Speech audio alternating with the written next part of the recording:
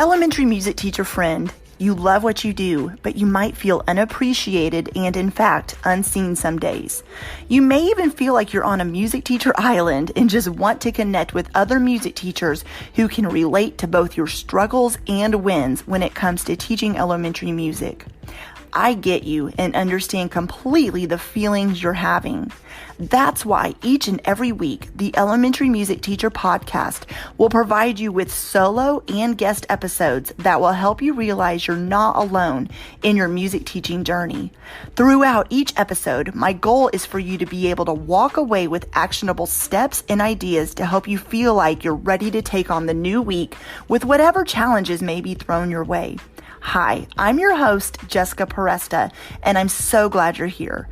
Whether you're at home, in your car, in the shower, or wherever else you're listening, grab your cup of coffee or whatever other beverage is nearby and listen in to the Elementary Music Teacher Podcast.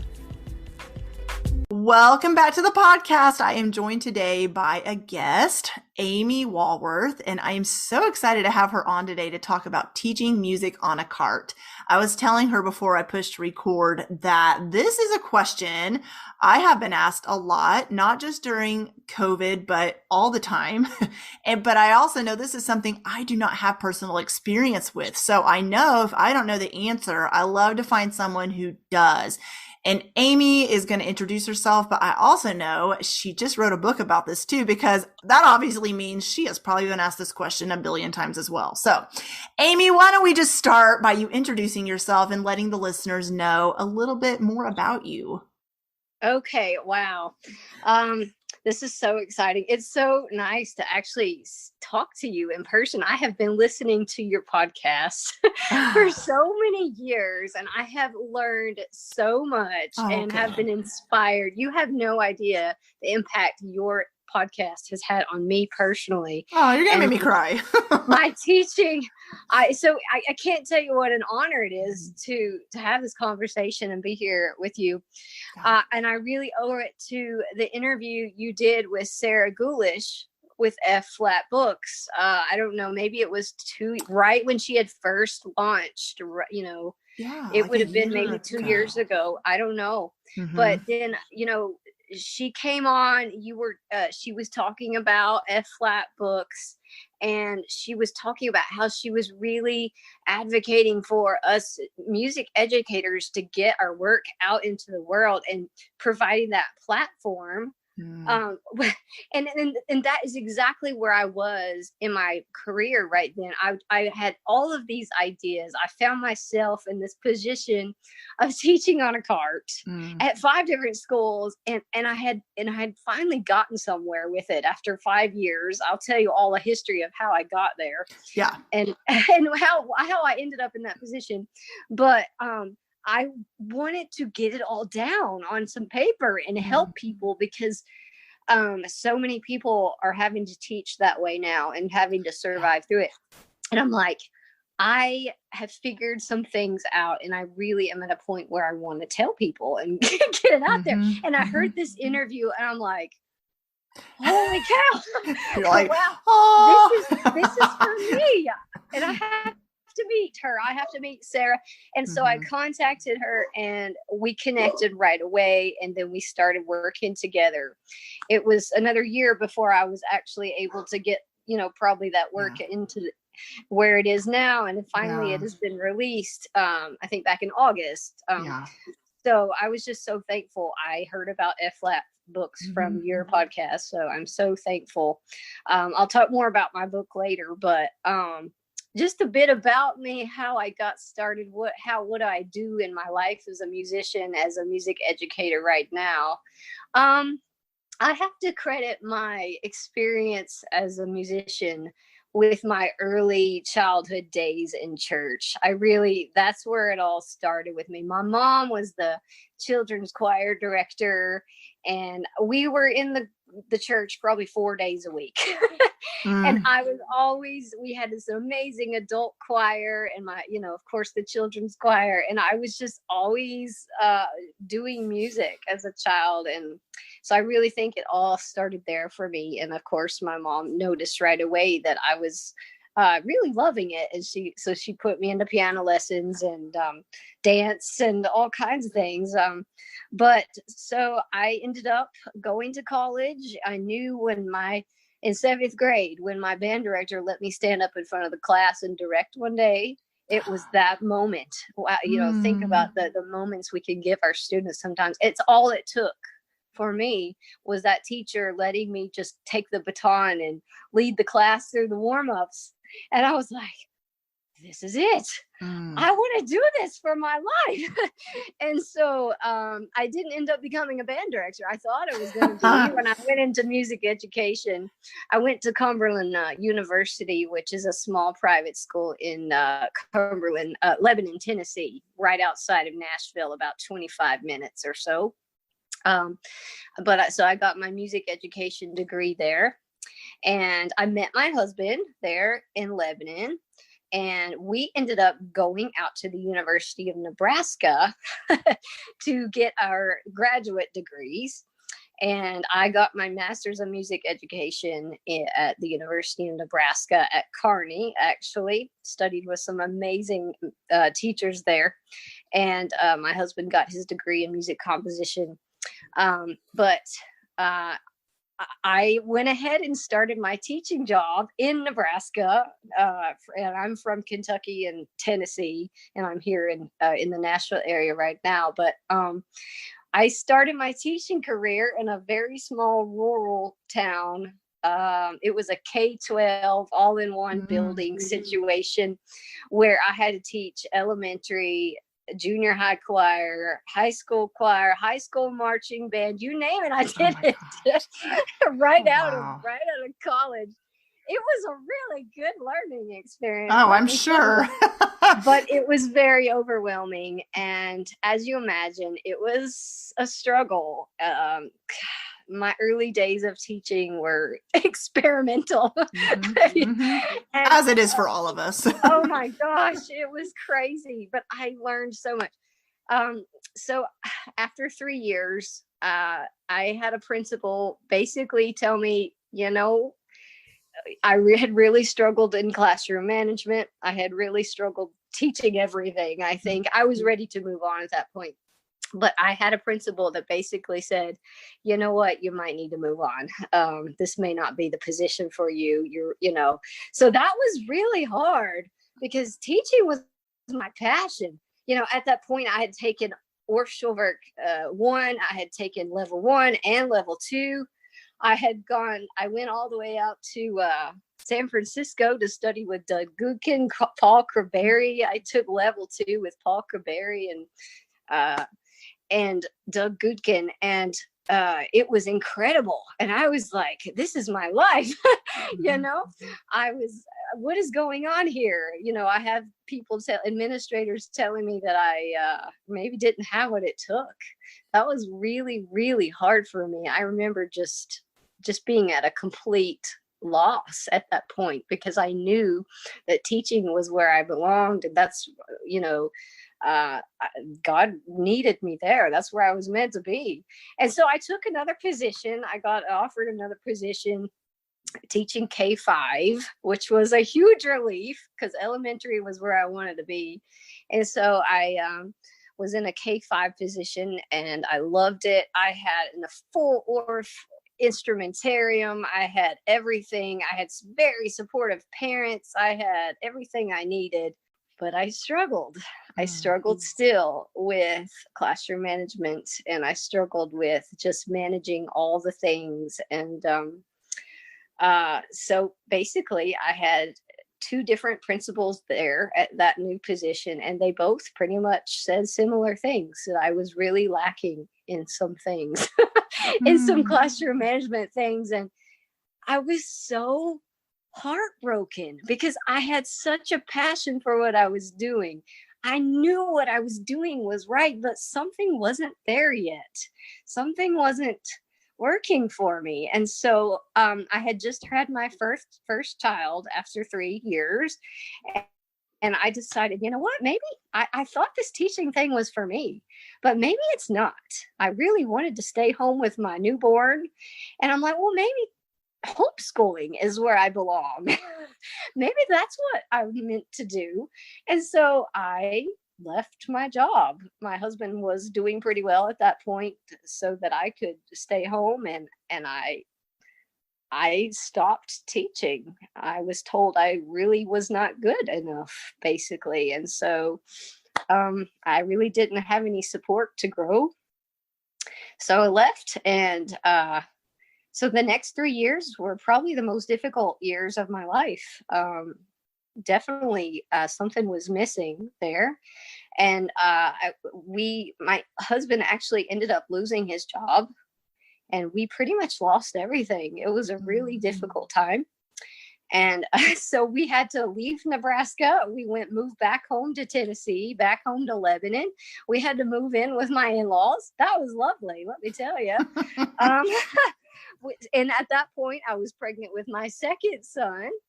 And so we ended up having my second son during that time while we were staying with my in-laws. And so there I was in a really difficult place. So I started teaching at a homeschool tutorial, and they needed a music teacher to teach at the tutorial. It was the praise band class. So I started teaching, and during that time I had started seeing a therapist because I was really struggling. I was seeing a Christian counselor, and he said, I'll never forget this. He asked me one day, Amy, what validates you?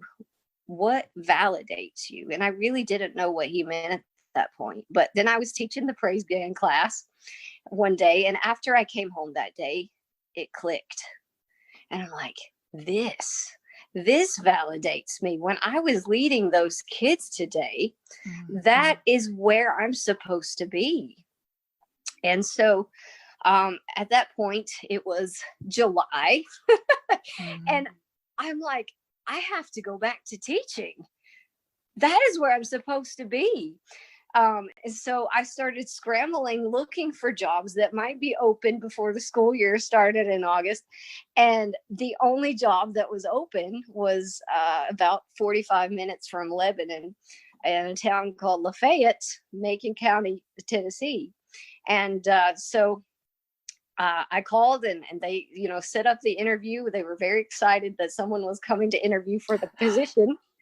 And as you might know, nobody wanted to interview for this position, as you probably guess why. But I'll tell you why in a minute, if you don't know already. I kind of mentioned it earlier, but I never will forget, as I was going to the interview, I was driving in my car, and I'll never will forget going up. The elevation of Lafayette, Tennessee is actually one of the highest points in middle of Tennessee. And I realized I didn't know that at the point, but I just remember going up and up and driving up and up and up. And when I finally reached the red light at the top of this giant hill, I was at the place where I was going to my interview at the school board. And it was just so metaphorical, because I was at the lowest part of my life. I had never been in such a hard time where I had lost everything. And then I just was driving up and up and up to this school that I was going to teach at. And I'm sorry, it was just a very momentous thing in my life. But anyway, I went into the interview, and they, they explained the position where I would have to teach at 5 different elementary schools, and I would have to teach at all of them on a cart. I have a room at one of them now, but that was just this year. I've been here 6 years, but the principal told me that, yes, you're going to have to teach at all 5 schools throughout the year, and then you're going to teach at them on a cart because we don't have a music room. So that's why no one else come to interview. Oh my gosh. That's why I was able to get that position at July 25th or whenever it was. But so I had no choice. It was clear to me that I needed to take the position. And I thought, okay, I'm just going to do this, and I'm going to survive this year. And then maybe I'll be able to move on to somewhere else where I can have a more normal situation. So anyway, I started teaching, and I had to figure out how to adapt everything that I had learned before with teaching the ORF approach, and of course I was very familiar with Kodai.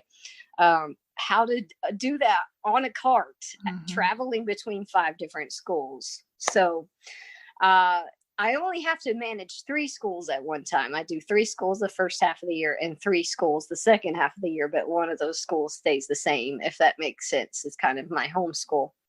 But that is how I got into my position. First thing I want to ask you is, what has worked well for you when it comes to teaching on a cart? Well, so many things. And before I jump into that, I will say, so I had 3 different principals tell me that I was not where I should be in my teaching and classroom management.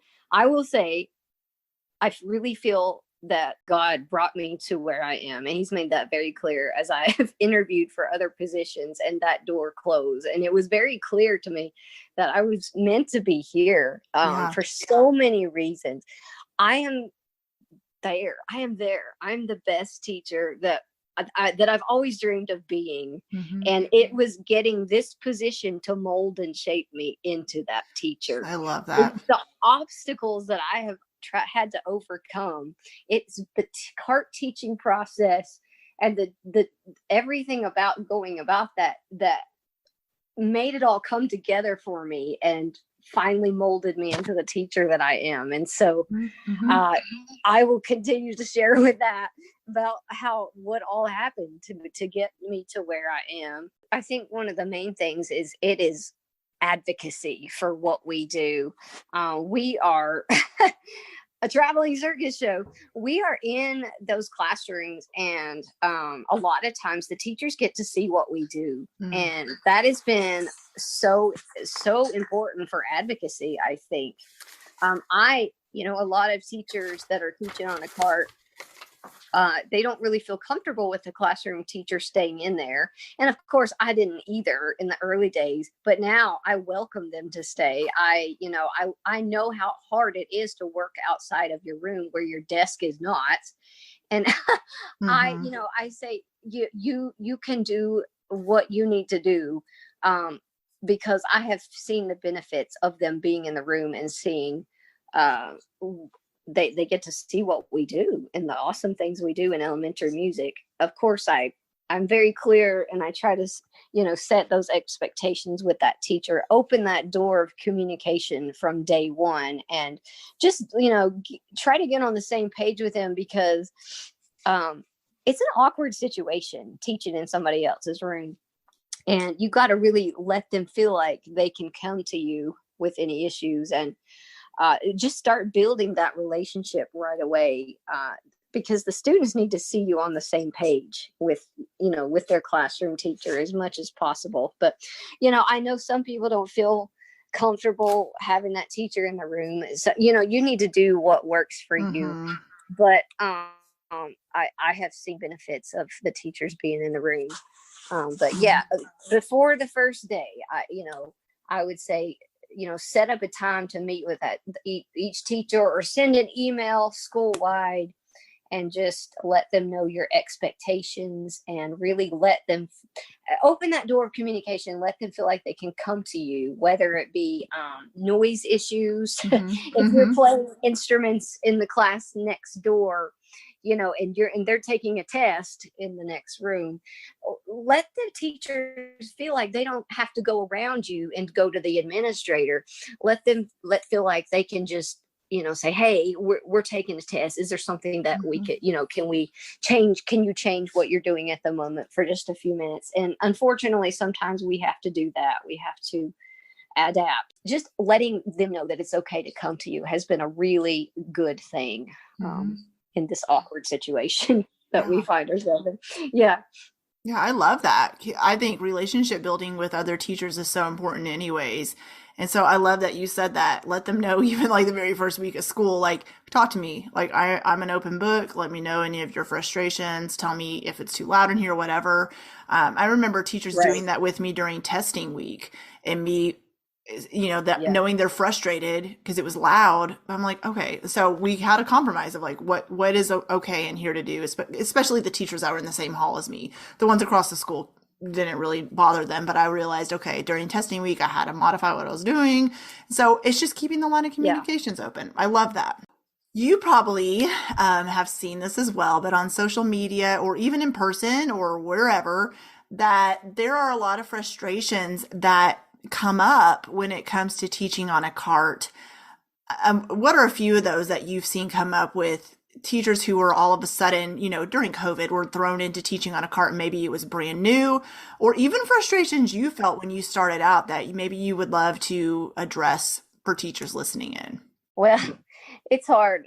There's so many challenges. I think one of the hardest things is you have this wonderful lesson plan. You've got all these Google slides ready that you designed, and and it's the technology issues. You'll go into a room and their smart board is not working, or their speakers aren't working, or the speakers aren't loud enough, or the room is not set up for what you wanted to do that day. And so you have to modify the way you're doing your instrument section, the instrument part of your lesson, or you just have to adapt on the fly to every classroom that you're in, because they're all different. They're all unique. And wow, that's one of the most challenging things.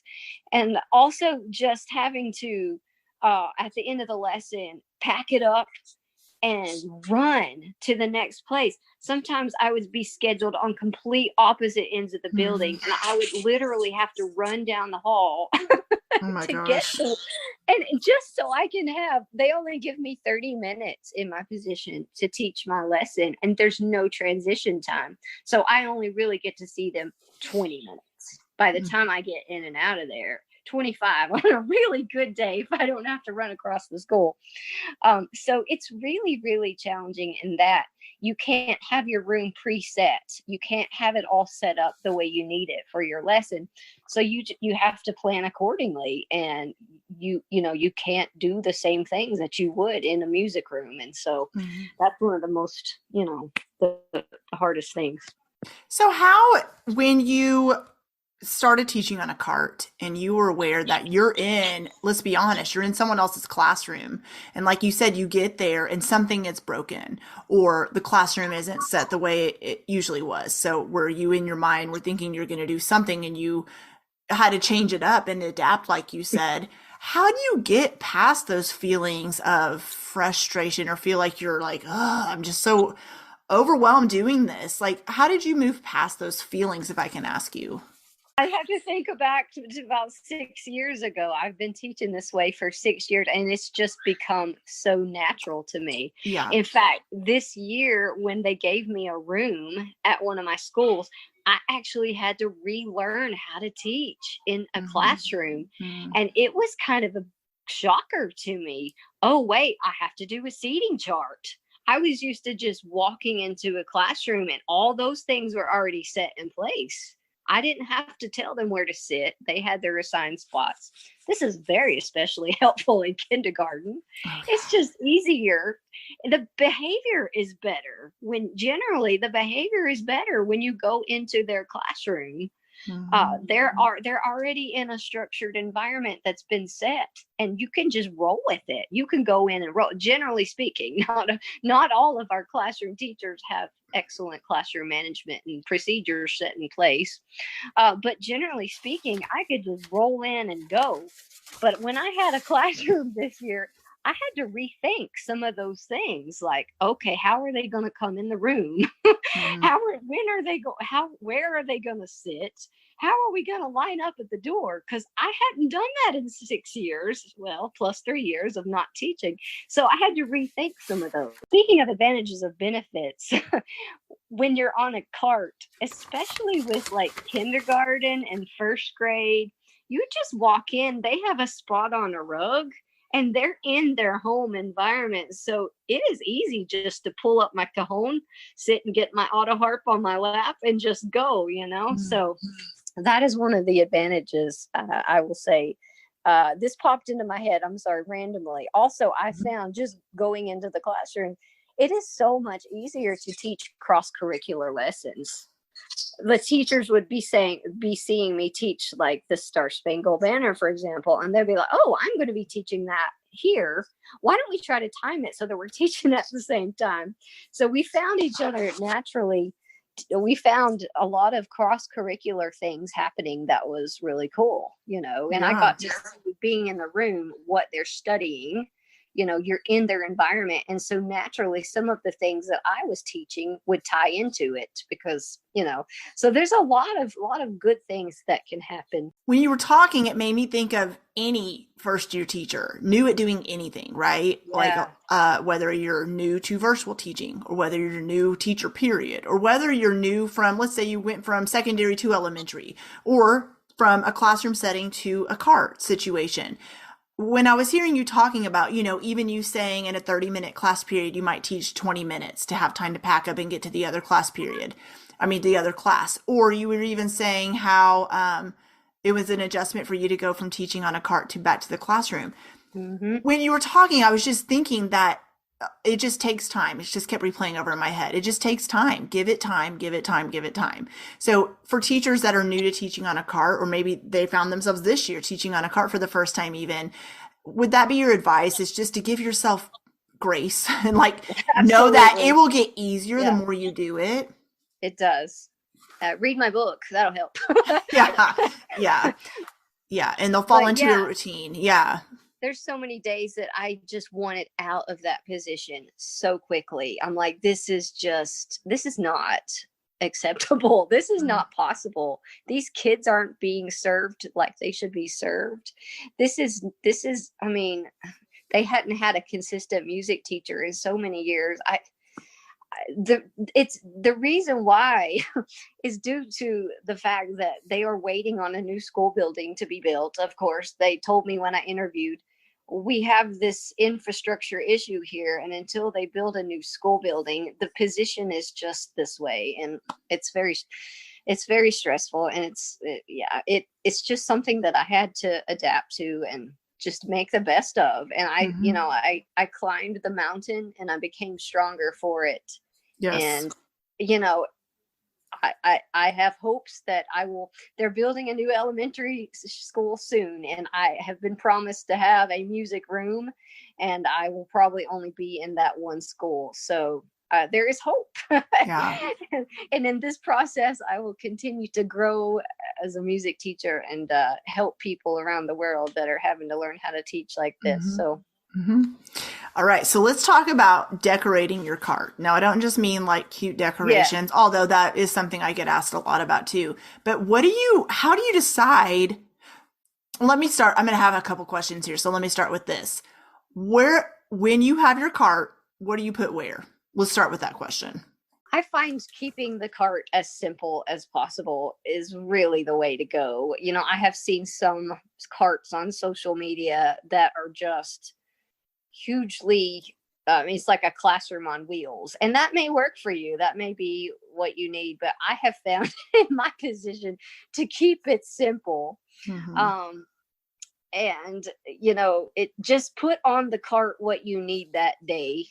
And I group my lessons, especially in the first 3 years. I did K1, they shared a lesson. Grades 2 and 3, they shared a lesson. Grades 4 and 5, we did the same thing. And sometimes I did 2 lessons.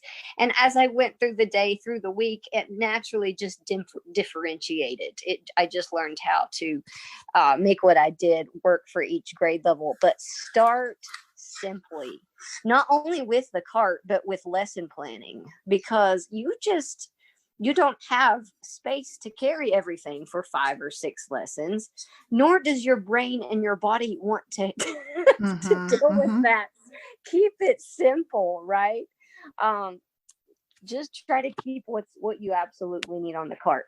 Another trick that I have learned is keeping what's on the cart private by putting some fabric, use some magnets, some Velcro, put some fabric around your cart so you don't have to, unless you have cabinets, then I like carts with cabinets. or I use fabric around it so that the kids don't see what's in the cart. I walk, those first few years, I walk into a room and they're commenting first thing, oh, we're doing this today. Oh, I see that. Oh, but if you're in a music room, you don't have everything out necessarily that you want them to see.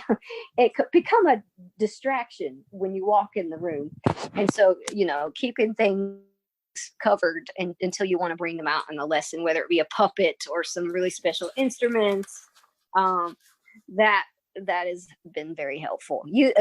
Adapting, what you need, putting things on there with magnets, with Velcro cabinets if you have them. But Okay. yeah, there's all kinds of ways to hold things effectively like that.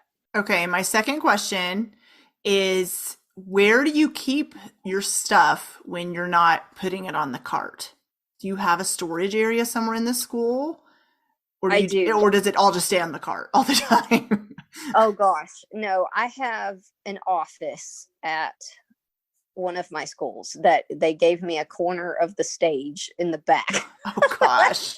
I have a picture of it. I think in one of my, maybe in the book, I don't know, but it's just this corner of the back of the stage, and I keep all of my stuff in storage boxes on shelves, and I have it all neatly organized so I can just go there and trade it out when I need it.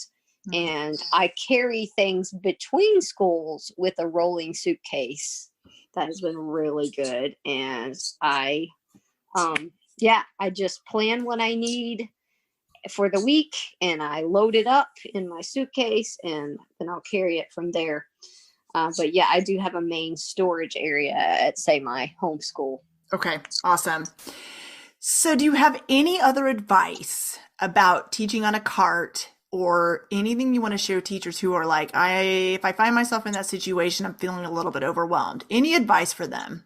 I think I have a lot of advice, but I think one thing that's been really helpful and I think unique to me and my situation is, and I've been able to connect with the students in a really powerful way. One of the hard things about teaching on a cart is strangely, where do you sit? You go into a room. And so this is a common question that comes up on Facebook groups. And I'm a cajon player. I play cajon at my church, in my church worship band. I play cajon and I sing. So I carry my cajon on my cart. It fits right down on the bottom shelf. I use the 3-tier audio visual carts. They work really well. They're really simple. And I carry the cajon, and when I get into the classroom, I pull it out, and that's my seat. And I play it all the time. I play it so good. When they hear that steady beat being played, they come alive. I play the cajon. I know it's meant to be played with your hands, and of course I play it, but I usually use my foot because I'm playing my auto harp. I'm an old school auto harp player. I love the auto harp because I never was able to learn guitar, and one day I'm going to play guitar. I'm going to learn, or ukulele. Yeah. But I play. So the auto harp is in my lap, and the cajon I'm sitting on, and all of my friends that help me teach live in the cajon, and they come out, and it's a good way to kind of hide them. There's a hole in the back of the cajon, and they come out. I teach with a rubber chicken almost every day. I teach with a singing tennis ball, the Singing Classroom. If you've ever heard of that website, yes, I learned about the Singing Tennis Ball, and all of my friends that help me teach come out of my cajon, and the kids just love it. As you imagine, that's so cute. They connect with it. And I also carry my microphone on my cart. I have a very, very portable over the ear mic, and it's attached to some speakers on my cart, and it's very portable, and you must use a mic. I very, very much support using microphones when you're teaching, because I think in my early days I did some damage to my vocal cords, and if I don't use my microphone, I almost lose my voice within 30 minutes. So using a microphone, even on a cart, it is very doable. It is very doable. but take care of your voice. That's a very important thing. When you're teaching on a cart, it's physically exhausting because you're going all around the school. And not only are we rolling around the school all day, but we are skipping, hopping, and jumping. We're doing movement on top of all that. So it's physically exhausting. You have to take care of your body. You have to eat good food. You have to eat snacks throughout the day to keep going. You have to take care of your voice, drinking water, because it is not an easy task. But our students, their joy and getting to experience music, even in a difficult situation, it's so worth it to get to see what happens in our classroom. And you can do it. You can overcome it. So I hope that I've offered some encouragement. Oh, definitely. So, Amy, thank you so much for this interview. Before we go, I want you to let everybody know where they can find your awesome book and where they can connect with you online. Okay. My book can be found at flatbooks.com. And yes, you can go there. It is an ebook, and you will find that on Flat Books. I have a Facebook page as well, Teaching on a Cart, I think that it is called. Yes. And I also have a website, teachingonacart.com. You can connect with me there as well. Awesome. Well, awesome. And all those links will be in the show notes. And so thank you so much. This has been helpful. I learned a lot of new things just by having this conversation with you. And so I hope teachers listening in get some great advice as well. Awesome. Thank you so much for having me. Well, hey there. Thank you so much for listening into the Elementary Music Teacher Podcast. There is an exclusive Facebook group just for listeners of this podcast and any elementary music teacher called the Elementary Music Teacher Community Facebook Group. Come on over and join us there, where we have conversations around the podcast episodes and encourage each other each and every week. And also head to my website, thedomesticmusician.com. I have some free resources there that you can download to help you gain traction in your classroom today, as well as the blog and the membership site and all kinds of other goodies to help you keep going in your music teaching journey. I cannot wait to keep connecting with you and encouraging you and spurring you on in your journey of teaching elementary music. Hang in there, have an amazing week, and I will see you soon.